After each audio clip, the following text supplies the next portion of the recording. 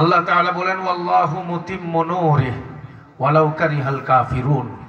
সারা দুনিয়ার কাফেররা যদি পছন্দ নাও করে, তাদের মনোবুদ্ধি যদি নাও হয়, কিন্তু আল্লাহ তার সিদ্ধান্ত বাস্তবায়ন করবেন। আল্লাহর সিদ্ধান্ত হইল ইসলাম আগে বাড়বে। আল্লাহর চূড়ান্ত ফয়সালা হলো ইসলামকে আল্লাহ তাআলা গোটা পৃথিবীতে ছড়ায় দেবেন। এই কথা হাবিবে পাক সাল্লাল্লাহু আলাইহি ওয়াসাল্লামের জবানে এসেছে। হাবিবে পাক বলেন লা ইয়াবকা আলা যাহরিল আরদি বাইতু মাদারিন ওয়ালা ওয়াবারিন ইল্লা আদখালাহুল্লাহু কালিমাতাল ইসলাম। জোরে কোন আল্লাহু আকবার। আল্লাহু আকবার।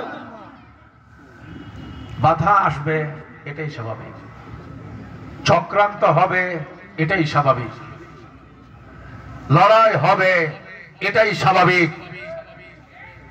আমাদের এই বাংলাদেশে ইসলামের যে উত্থান, ইসলামী চিন্তাবিদদের যে উত্থান আল্লাহ তাআলা দান করেছেন, এর দ্বারা গোটা বাংলাদেশ আনন্দে আত্মহারা হলেও শয়তানের চেলাদের কিন্তু ঘুম নাই। কথা বলেন ঠিক কিনা? সেজন্য আলেমদের এই অর্জনকে নস্যাৎ করবার জন্য, ওলামায়ে কেরামের রক্তকে বৃথা দেবার জন্য, আমাদের স্বাধীনতাকে মাটির সাথে ধুলার সাথে মিশিয়ে দেওয়ার জন্য দেশের শত্রু, ইসলামের শত্রুরা যেদিন দেশ স্বাধীন হয়েছে সেদিন থেকেই বারবার দেশের বিরুদ্ধে, ইসলামের বিরুদ্ধে, আলেমদের বিরুদ্ধে একের পর এক চক্রান্ত চালায়া যাইতেছে। কথা বলে ঠিক কিনা? কোন চক্রান্তই হালে পানি পাইতেছে না। কথা বলে ঠিক কিনা?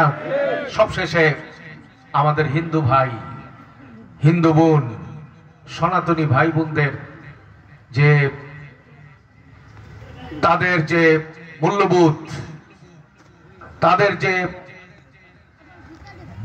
সাম্প্রদায়িক সম্প্রীতি মুসলমানদের সঙ্গে এবং আমাদের যে সম্প্রীতি তাদের সাথে, সেটাকে দুর্বল করবার জন্য আমাদের সনাতনী ভাই এবং বোনদের তাদের যে দেশপ্রেম এবং এই দেশের মানুষের সাথে তারা মিলেমিশে যেভাবে একাকার হয়ে তারা বসবাস করে, নির্বিঘ্নে, নির্ভয়ে, নিরাপত্তার সাথে তাদের ধর্মকর্ম যেভাবে পালন করে, এটা কোনো অবস্থাতেই আমাদের বাংলাদেশ ছাড়া পৃথিবীর আর কোথাও দেখা যায় না।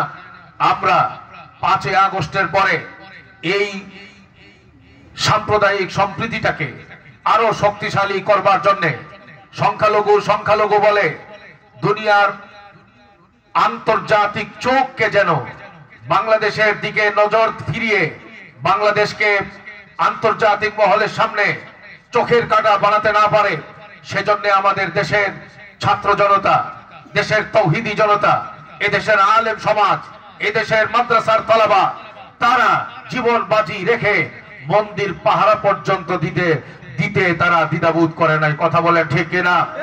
কিন্তু বর্তমানে উগ্রবাদী ইসকন যে সংগঠন, হিন্দুত্ববাদী উগ্রবাদী যে সংগঠন, এই সংগঠন বর্তমানে যা করে যাচ্ছে, যে উগ্রতা দেখাচ্ছে, মুসলমানদের রক্ত নিয়ে যে হুলি খেলা খেলছে চট্টগ্রামে এবং গোটা বাংলাদেশে তাণ্ডব ঘটাবার যে দুঃসাহস তারা দেখাচ্ছে, আমি বলতে চাই এর দ্বারা আমাদের এই দেশে নতুন করে আরেকটা ফাঁদ পেতে মুসলমানদেরকে বেকায়দায় ফেলবার জন্য, দেশকে বেকায়দায় ফেলবার জন্য, দেশকে অস্থিতিশীল করবার জন্য, এটা একটা দেশের বিরুদ্ধে চরম একটা চক্রান্ত তাদের পক্ষ থেকে তারা একটা শুরু করে দিয়েছে।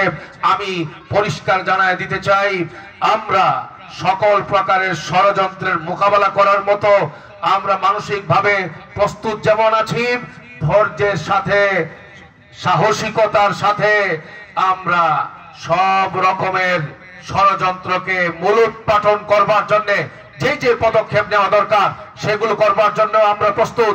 আমাদের দেশের শীর্ষ উলামায়ে কেরাম, দেশের শীর্ষ নেতৃবৃন্দ এই ব্যাপারে তারা সজাগ আছেন।